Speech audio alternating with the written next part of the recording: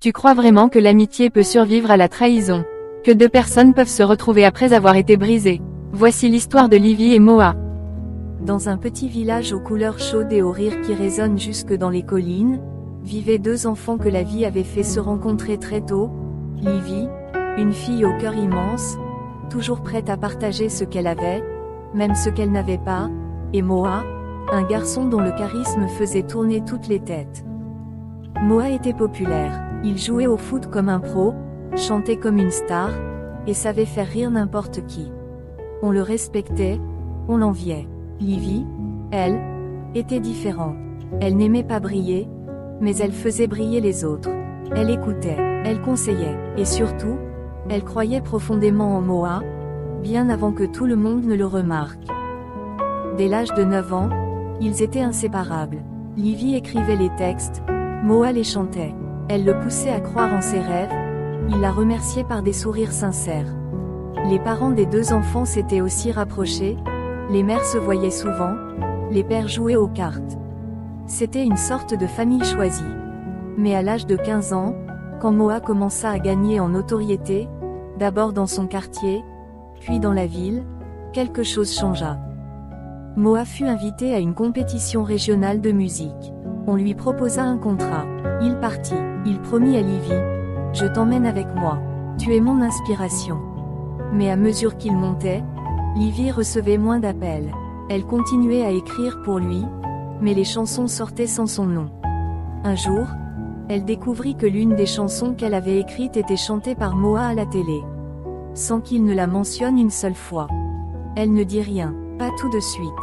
Mais dans son cœur, une fissure était née.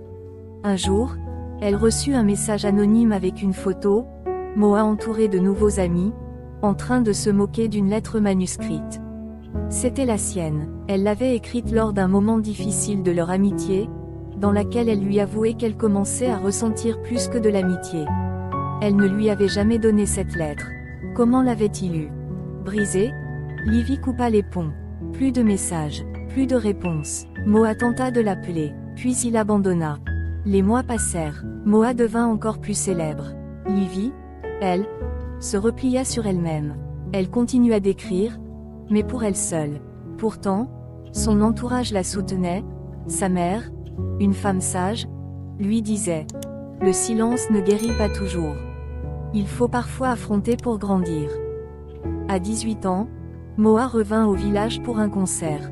Il n'avait jamais cessé de penser à elle. Mais ce n'était plus le même Moa. Le succès avait un goût amer sans Livy. Il avait compris qu'il s'était perdu. Il demanda à ses anciens amis, à sa mère, à des voisins.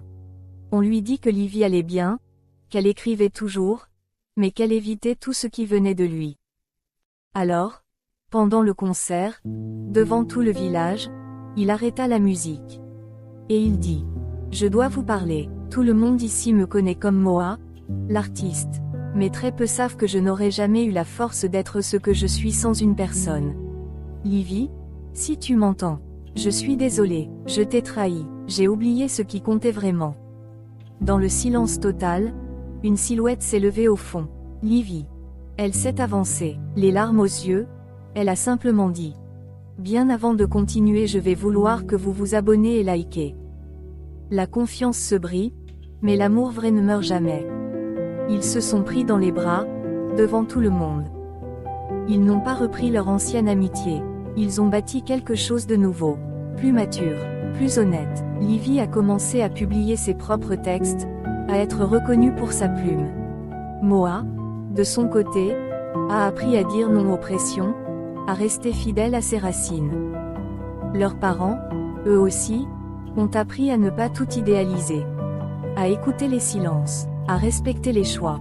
La popularité peut faire perdre ce qui compte vraiment. La loyauté et le respect sont plus précieux que la reconnaissance du monde. La vraie amitié supporte les tempêtes, mais elle ne survit pas sans communication et reconnaissance. Il faut être attentif, sans contrôler, soutenir sans étouffer, encourager les liens sincères.